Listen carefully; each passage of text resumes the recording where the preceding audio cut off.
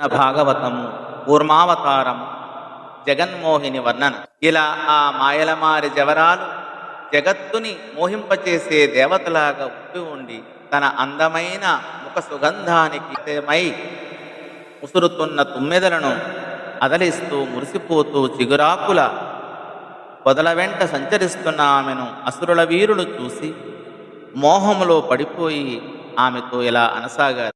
అవుగదే లావణ్యమవుగదే మాధుర్యమవుగదే సతినవాయౌవనాంగి ఎట నుండి వచ్చితివేవి ఇచ్చెంచెదో నీ నామమెయ్యది నీరజాక్షి యమర గంధర్వ సిద్ధాసుర చారణ మనుజు కన్యలకు నీ మహిమగలదే ప్రాణ చిత్తేంద్రియ పరిణామదాయి నిర్మించబోవిది నిన్ను కరుణ వనిత కశ్యపు సంతతి వారమేము ప్రాతలము సురలకు నిద్ద పురుషులము జ్ఞాతులకు మాకు నేకార్థ సంగతులకు పాలుదీరని అర్థంబు పంచి ఇమ్ము.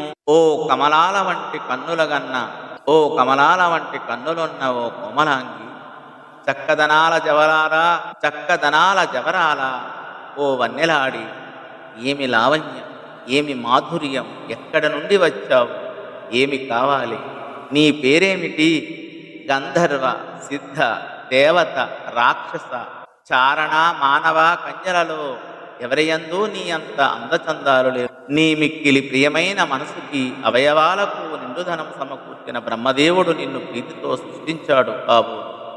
మేము కశ్యపుని సంతతి వారం దేవతలకు సోదరులం ఎదురులేని పౌరుషం కలవారం ఒకే ప్రయోజనాన్ని ఆశించి శ్రమించి సంపాదించిన ఈ పదార్థాన్ని పంచుకోవడంలో జ్ఞాతులమై మాలో మాకు పంపకాలు కుదరటం లేదు, నువ్వు పంచు అని ఈ పద్య భావం. సభయయుండిదమిందరమభయంబున వచ్చు కొలది అమృతంబును నీ విభరాజగమన తప్పక విభజింపు విపక్ష పక్ష విరహితమతివై.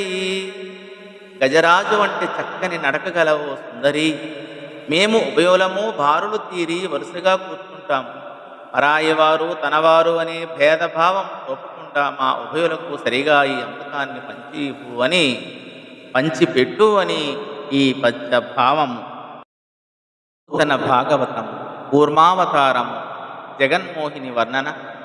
ఈ విధంగా అమృతం పంచమని హెచ్చరిస్తున్న మాయామోహిని రూపంలో ఉన్న విష్ణుమూర్తి తన అందమైన వాలుచూపుల తూపులతో వారి ఓటములను బద్దలు చేసి వారి ఓరిమిలను బద్దలు చేసి చిరునవ్వులు చిందిస్తూ ఇలా అన్నాడు అని ఈ వచన భావము.